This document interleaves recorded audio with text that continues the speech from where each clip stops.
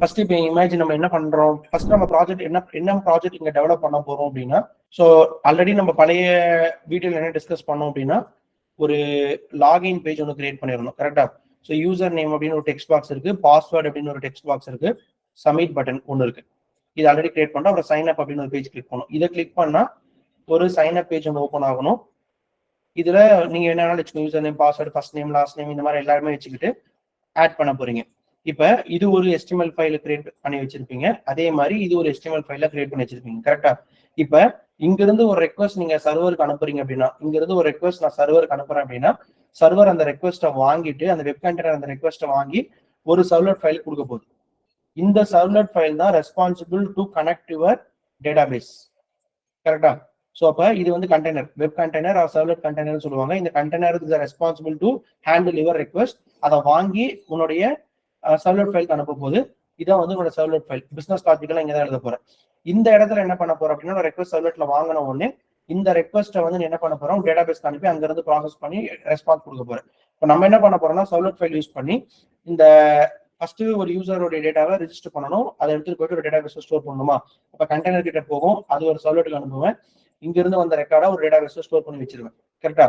அடுத்தது இந்த யூசர் வந்து வேலிடா இல்லையா செக் பண்றதுக்காக இங்க யூசர் ஐடி பாஸ்வேர்ட் என்டர் பண்ணி சப்மிட் கொடுத்தவொடனே இந்த ரெக்வஸ்ட் நேரா கண்டெய்னர் கிட்ட போகுது, கண்டெய்னர்ல இருந்து சர்வருக்கு போயிட்டு அங்க இருந்து அந்த டேட்டாபேஸை கனெக்ட் பண்ணி அங்க இருக்கிற டேட்டாவை ஃபெச் பண்ணி இது ஈக்குவலா இருக்கான்னு கம்பேர் பண்ணிட்டு அதுக்கான ரெஸ்பான்ஸ் கொடுக்க போகுது. இந்த ஃப்ளோ தான் டிசைன் பண்ண போறோம். இப்போ இந்த ப்ராஜெக்ட் டிசைன் பண்றதுக்கு நம்ம ஆல்ரெடி டிஸ்கஸ் பண்ண மாதிரி இந்த MVC ஃப்ளோல தான் டிசைன் பண்ண போறோம். ஸோ MVC அப்படின்னா என்னன்னா, model view controller. Model view controller அப்படின்றது என்னன்னா ஒரு டிசைன் பேட்டர்னா காமன் ப்ராப்ளத்துக்கான ஒரு ரீயூசபிள் சொல்யூஷன். ஸோ MVC பேட்டர்னுடைய மெயின் கோர் கான்செப்ட் என்ன, கோர் அட்வான்டேஜ் என்ன அப்படின்னா, ஒரு கிளைண்ட்டுக்கும் ஒரு சர்வருக்கும் ரெக்வஸ்ட் அண்ட் ரெஸ்பான்ஸ் பண்ணிட்டு இருக்காங்க பாத்தீங்களா. இப்போ இந்த கிளைண்ட் பேஜ் எங்க எழுதணும், சர்வர் பேஜ் எங்க எழுதணும். ஸோ சிம்பிளா சொன்னா கிளைண்ட்டுக்கு நிறைய காம்போனன்ட்ஸ் இருக்கும், சர்வர்ல நிறைய காம்போனன்ட்ஸ் இருக்கும், டேட்டாபேசஸ் இருக்கும். இவங்க எல்லாத்தையுமே இன்ட்ராக்ட் பண்ண வைக்கிறதுக்காக நம்ம என்ன பண்ண போறோம்னா MVCக்குள்ள போறோம்.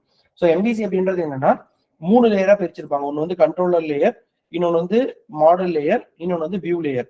ஸோ கண்ட்ரோலர் அப்படின்றது பிசினஸ் லேயர்னு சொல்லுவாங்க, வியூ அப்படின்றது பிரசன்டேஷன் லேயர், மாடல் அப்படின்றது normal Java bean classes. So just இப்போ இது மூணுத்துக்குமே என்ன அண்டர்ஸ்டாண்ட் பண்ணணும் அப்படின்னா, கண்ட்ரோலர் அப்படின்னா சர்வலெட் ஃபைல், ஒரு ஜாவா ஃபைல். வியூ அப்படின்றது பிரசன்டேஷன் லேயர், அப்ப அது ஒரு HTML file or JSP file இருக்கும்போது நம்ம JSP இப்போதைக்கு போக வேணாம், HTML மட்டும் யூஸ் பண்ணி ஒரு பிரசன்டேஷன் லேயர் கிரியேட் பண்ணலாம், கண்ட்ரோலர் யூஸ் பண்ணி ஒரு பிசினஸ் லேயர் கிரியேட் பண்ணலாம். மாடல் வந்து ஃபர்தரா நம்ம அட்வான்ஸ் கான்செப்ட் போறப்ப மாடல் எதுக்காக யூஸ் ஆகுது அப்படின்றத பார்த்துக்கலாம். இப்போதைக்கு நம்மளோட மெயின் எய்ம் என்ன அப்படின்னா, MVC பேட்டர்ன் யூஸ் பண்ணி ஒரு அப்ளிகேஷன் டிசைன் பண்றோம். அந்த MVC பேட்டர்ன்ல ஒரு சர்வலெட் ஃபைல், ஒரு HTML ஃபைல், ஒரு டேட்டாபேஸ், இது மூணுத்தையுமே கனெக்ட் பண்ணி பண்ணலாம். அதுக்கப்புறம் ரியல் யூசேஜ் ஆஃப் மாடல் என்ன அப்படின்றத இந்த எண்ட் ஆஃப் த செஷன்ல பார்க்கலாம் என்ன அப்படின்னு. ஸோ இப்போதைக்கு இந்த ஃப்ளோ தான் நம்ம இப்போ MVC பேட்டர்ன் யூஸ் பண்ணி தான் ஒரு ப்ராஜெக்ட் டெவலப் பண்ண போறோம்.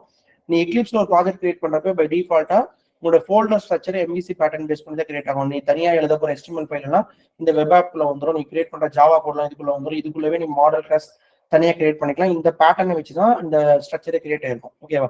ஸோ ஃபர்ஸ்ட் இப்போ நான் index.html குள்ள போய்க்கிறேன்.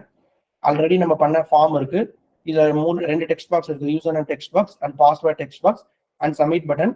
புது யூசரா உள்ள வராங்கன்னா சைன் அப் பேஜ் இருக்க போது இதுல வந்து மெத்தட் டைப் வந்து கெட்டு இல்லைன்னா போஸ்ட் நீங்க என்ன கொடுத்துக்கலாம்னு சொன்னேன். நான் இங்க மெத்தட் வந்து இந்த ஆட்ரிபியூட்ல கெட்டுன்னு நான் கொடுத்துருந்தேன் அப்படின்னா ஆட்டோமேட்டிக்கா என்ன ஆகும்னா இந்த இடத்துல டூ கெட்டுன்னு தான் இருக்கணும். இந்த இடத்துல நான் போஸ்ட்னு கொடுத்துருந்தேன் அப்படின்னா கண்டிப்பா இந்த இடத்துல போஸ்ட் தான் கொடுக்கணும். ஃபர்ஸ்ட் இந்த 2 பேஜை நீங்க மேப் பண்றதுக்கு என்ன பண்ணுவேன் அப்படின்னா, இந்த மெத்தட் இந்த இடத்துல ஆக்ஷன் அப்படின்னு ஒன்று இருக்கா, இது ஃபர்ஸ்ட் நீங்க வீடியோ பார்த்துருந்தீங்கன்னா உங்களுக்கு தெரிஞ்சிருக்கும். ஸோ இப்போ நான் என்ன பண்றேன், ஒரு பேஜுக்கு ரெக்வஸ்ட் அனுப்பணும்னா பேஜோட URL பேட்டர்ன் என்ன இருக்கோ அந்த URL பேட்டர்ன் இங்க கொடுக்கணும். ஸோ இந்த இடத்துல டாட் ஜாவான்லாம் கொடுக்க கூடாது. இந்த இடத்துல டைரக்டா இந்த URL பேட்டர்ன்ல இந்த மேப்பிங்ல என்ன இருக்கோ, இந்த வெப்சைட் அனடேஷன்ல என்ன இருக்கோ அந்த நேமை மட்டும் இங்க மார்க் பண்ணா போதும். அடுத்தது இந்த ஆன் சப்மிட் அப்படின்றது ஆல்ரெடி டிஸ்கஸ் பண்ணிருக்கோம், கிளைண்ட் சைடு வேலிடேஷன் எப்படி பண்றோம் அப்படின்றதுக்காக இது பண்ணிருக்கிறது. ஸோ சர்வர் வேலிடேஷனுக்காக இப்போ நம்ம சர்வருக்கு ரெக்வஸ்ட் அனுப்ப போறோம். என்னோட ரெக்வஸ்ட் கெட் ரெக்வஸ்ட் வச்சிருக்கேன், ஒரு போஸ்ட் ரெக்வஸ்ட் வச்சுக்கலாம். நீங்க ஏதாவது ஒரு டேட்டாவை சப்மிட் பண்ண போறீங்கன்னா you can go for post, or data செக்யூரா அனுப்பணும் அப்படின்னா you can go for post. இல்ல எனக்கு டேட்டா செக்யூரா போகணும்னு நெசசரி கிடையாது, URL அமிச்சா போதும் அப்படின்னு நினைச்சேன் அப்படின்னா you can go for get. நீங்க இந்த ஆட்ரிபியூட்டை டிக்ளேர் பண்ணாம இருக்கீங்க அப்படின்னா பை டிஃபால்ட்டாவே இது கெட்டுன்னு தான் இருக்கும். நீங்க ஆட்டோமேட்டிக்கா நீங்க கண்டிப்பா டூ கெட்டுன்னு தான் கொடுத்துருக்கணும். இன்கேஸ் இந்த இடத்துல நீங்க டூ போஸ்ட்னு கொடுத்துட்டு do post method override பண்ணிட்டு நீங்க இங்க எந்த மெத்தடுமே மென்ஷன் பண்ணவே இல்லை அப்படின்னா உங்களுக்கு வந்து அந்த ரெக்வஸ்ட் ஹேண்டில் பண்ணாது, 404 எரர் தான் அடிக்கும். ஏன்னா நான் அனுப்பின ரெக்வஸ்ட் வந்து கெட்டு, ஆனா அங்க நீங்க ஓவர் ரைட் பண்ணிக்கிறது போஸ்ட். அதனால இந்த ரெக்வஸ்ட் என்னால அனுப்ப முடியல அப்படின்ட்டு சர்வர் வந்து உங்களுக்கு 404 எரர் கொடுத்துரும். அதனால நீங்க என்ன ரெக்வஸ்ட் நீங்க அனுப்புறீங்களோ அந்த எக்ஸாக்ட் ரெக்வஸ்ட்டை ஹேண்டில் பண்ணுங்க. ஓகேங்களா? ஸோ அப்ப நான் இந்த இடத்துல என்ன பண்றேன், டூ கெட்னு அனுப்புறேன், சாரி கெட்னு அனுப்புறேன் அப்படின்னா HTTP-ல டூ கெட்னு ஒரு மெத்தட் இருக்கு, அந்த மெத்தட் ஓவர் ரைட் பண்ணிக்கோங்க. அப்ப பை டிஃபால்ட்டாவே என்ன ஆகும் அப்படின்னா, ஒரு கிளைண்ட் சைட்ல இருந்து ஒரு ரெக்வஸ்ட் அனுப்புறப்ப நான் இப்ப வேலிடேஷன் அப்படின்னு ஒரு பேஜுக்கு அனுப்புறேன், அந்த ரெக்வஸ்ட்டை வரதை நான் ப்ராசஸ் பண்ண போறேன். ஓகேவா? இதுவரையும் கிளியரா?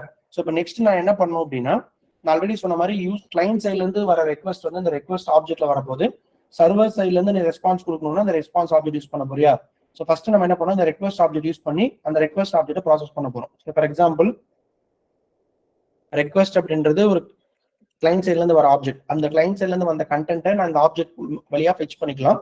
So request dot get parameter அப்படின்னு ஒரு மெத்தட் இருக்கும். ஓகேவா? இந்த மெத்தடை கால் பண்ணிக்கிறேன். ஸோ ஃபர்ஸ்ட் இதுல என்ன அண்டர்ஸ்டாண்ட் பண்ணோம்னா, இந்த மெத்தடை கூப்பிடுறப்பவே ஜஸ்ட் இங்க ரைட் சைட்ல பார்த்தா உங்களுக்கு தெரியும், இது வந்து மெத்தட். அந்த மெத்தடுக்குள்ள ஒரு பேராமீட்டர் பாஸ் பண்ண சொல்றாங்க. அந்த பேராமீட்டர் வந்து ஸ்ட்ரிங் பேராமீட்டரா இருக்கணும்.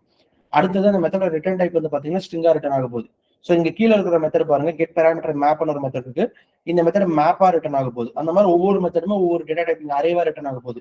அப்ப நான் யூஸ் பண்றது கெட் பேராமீட்டர் அப்படின்னா இந்த மெத்தட் என்ன டேட்டா டைப் ரிட்டர்ன் பண்ண போகுதுன்னா ஸ்ட்ரிங், அந்த மெத்தட் என்ன பேராமீட்டர் அக்செப்ட் பண்ண போகுதுன்னா ஒரு ஸ்ட்ரிங் வேல்யூ அக்செப்ட் பண்ண போகுது. ஸோ பேராமீட்டர் நீ பாஸ் பண்ற டேட்டாவும் ஸ்ட்ரிங்கா இருக்கணும், அந்த மெத்தட் ரிட்டர்ன் பண்ண போறதும் ஸ்ட்ரிங்கா இருக்கணும்.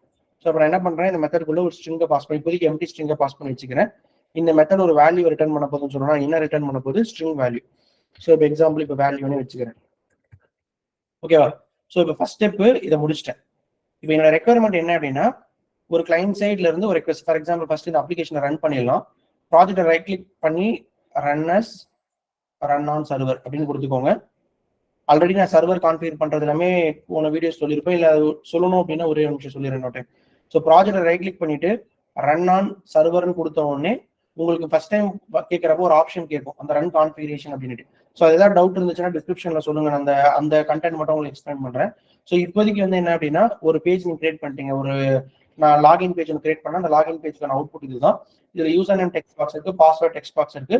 ஆல்ரெடி நம்ம இதுல கிளைண்ட் சைடு வேலிடேஷன் பண்ணிருக்கோம். ஸோ ஒரு எம்டிஆர் இருந்துச்சுன்னா என்டர் த யூசர் நேம் வரணும், அதே மாதிரி பாஸ்வேர்ட் எம்டிஆர் இருந்தாலும் என்டர் த பாஸ்வேர்ட் அப்படின்னு வரணும். இங்க இருந்து நீங்க சப்மிட் கொடுத்தோம்னா ரெக்வஸ்ட் நேரா சர்வருக்கு போகணும். இப்போ நம்ம ரெக்வஸ்ட் பேஜ்ல என்ன எழுதிருக்கோம்னா வேலிடேஷன். அப்ப நேரா என்னோட ரெக்வஸ்ட் சர்வர் பேஜ் வந்து இந்த பேஜ் தான் வரும். இந்த சர்வர் பேஜ்ல ரெக்வஸ்ட் வாங்கணும் அப்படின்னா ஆல்ரெடி நம்ம இந்த ஃபார்ம்ல டிஃபைன் பண்ணி வச்சிருக்கோம். இது ஒரு ஃபார்மா, இந்த ஃபார்முக்குள்ள 2 டெக்ஸ்ட் பாக்ஸ் இருக்கு, யூசர் நேம் டெக்ஸ்ட் பாக்ஸ் ஒன்று இருக்கு, பாஸ்வேர்ட் டெக்ஸ்ட் பாக்ஸ் ஒன்று இருக்கு. அதுல பேராமீட்டர் நேம் அப்படின்னு ஒரு ஆட்ரிபியூட் ஆட் பண்ணி வச்சிருக்கேன். இந்த நேம் ஆட்ரிபியூட் வச்சுதான் நம்ம என்ன பண்ண போறோம்னா, இங்க என்ன நேம் நீங்க வச்சிருக்கீங்களோ அந்த நேமை வச்சுதான் இந்த ரெக்வஸ்ட்டை வாங்கணும். ஓகேங்களா? அப்ப நான் இந்த இடத்துல பேராமீட்டர் நேம், இது வந்து பேராமீட்டர் நேம்னு சொல்லுவாங்க. இங்க யூ நேம்னு இருக்கா, இந்த டெக்ஸ்ட் பாக்ஸ்க்கான ஒரு நேம். இப்ப நான் உங்களை கூப்பிடணும்னா உங்களுக்கு ஒரு நேம் வைக்கணும்ல, உங்களுக்கு 2 நேம் வைக்க முடியாது, 2 நேம் வச்சு கூப்பிட முடியாது, அதனால கன்ஃபியூஸ் ஆகும் எனக்கு. அதனால உங்களுக்குன்னு ஒரு நேம் வச்சிடறேன், அந்த நேம் தான் வந்து யூ நேம். அப்ப இந்த டெக்ஸ்ட் பாக்ஸ்ல இருக்கிற யூ நேமை வச்சு நான் என்ன பண்றேன் அப்படின்னா, இந்த டெக்ஸ்ட் பாக்ஸ்ல நீங்க என்ன என்டர் பண்ணாலும் அந்த என்டர் பண்ண வேல்யூ வந்து ஆட்டோமேட்டிக்கா நான் எடுக்கணும் அப்படின்னா இந்த பேராமீட்டருக்கு ஒரு நேம் வச்சுக்கிறேன், அந்த நேமை இங்க வாங்கிக்கிறேன். ஓகேவா? யூ நேம் வாங்கிட்டேன். அப்ப அங்க என்ன டைப் பண்ணி அனுப்புறீங்களோ அந்த பேராமீட்டர் நேமை வச்சு அந்த வேல்யூ அதில் அசைன் ஆயிக்கும். அந்த வேல்யூ எடுத்து வந்து இங்க ரெஃபர் பண்ணிப்பேன். சரி, ஃபார் எக்ஸாம்பிள் இங்க வர்றது வந்து யூசர் நேம் அப்படின்னு வச்சுட்டேன். அதே மாதிரி ரெண்டாவது பேராமீட்டர் இருக்கு, பாஸ்வேர்ட் அப்படின்ட்டு. இங்க என்ன நேம் வச்சிருக்கீங்களோ இங்க பிடபிள்யூடி தான் வைக்கணும் கிடையாது, என்ன நேம் வச்சுக்கலாம். எக்ஸாம்பிள் இப்படி கூட வச்சுக்கலாம், உங்க இஷ்டம் தான். நான் என்ன பண்றேன், இப்போ பாஸ்வேர்ட் வச்சிருக்கேன். அப்ப இதுல வந்து request dot get parameter. Okay, இதுல வந்து அந்த பாஸ் அப்படின்னு கொடுத்துக்கிறேன். ஓகேவா? ஸோ இது வந்து ஸ்ட்ரிங்கா ரிட்டர்ன் ஆக போகுது. String password. ஸோ ஒரு யூசர் கிட்ட இருந்து டைப் பண்ணி அனுப்பின யூசர் நேமையும் பாஸ்வேர்டையும் நான் வாங்கி இந்த லோக்கல் வேரியபிள செட் பண்ணி வச்சிட்டேன். இப்போ எங்கிட்ட இந்த யூசர் கிட்ட இருந்து அந்த ரெக்வஸ்ட் நான் வாங்கியாச்சு. இனிமேல் எழுதுறது எல்லாமே என்னோட பிசினஸ் லாஜிக் தான். இதுக்கு இப்போ நீங்க தனியா எழுதுற பெரிய லாஜிக் எனக்கு ஆல்ரெடி நீங்க ஜாவால படிச்ச கூடுதான். இப்போ இந்த யூசர் நேமும் பாஸ்வேர்டும் வந்து ஃபர்ஸ்ட் எம்டிஆர் இருக்கா இல்லைன்னு செக் பண்ணி நீ கிளைண்ட் சைட்ல வேலிடேட் பண்ணிட்டேன். இப்போ நீ சர்வர் சைட்ல வேலிடேட் பண்ணணும். சர்வர் சைட்ல நீ வேலிடேட் பண்ணணும் அப்படின்னா ஃபர்ஸ்ட் உங்களுக்கு என்ன அண்டர்ஸ்டாண்ட் ஆகணும் அப்படின்னா, ஃபர்ஸ்ட் நான் டேட்டாபேஸ் எனக்கு வேணும். டேட்டாபேஸ்ல போய் ரிஜிஸ்டர் பண்ணிருந்தா மட்டும் தான் என்னால வந்து வேலிடேட் பண்ண முடியும். கரெக்டா? ஸோ ஃபர்ஸ்ட் நம்ம என்ன பண்ணலாம், டேட்டாபேஸ்ல போய் ரிஜிஸ்டர் பண்ணிடலாம். அதுக்கப்புறமா நம்ம என்ன பண்ணலாம் அப்படின்னா அதுல இருக்கிற டேட்டாவை எடுத்து ப்ராசஸ் பண்ணிக்கலாம். ஓகேவா?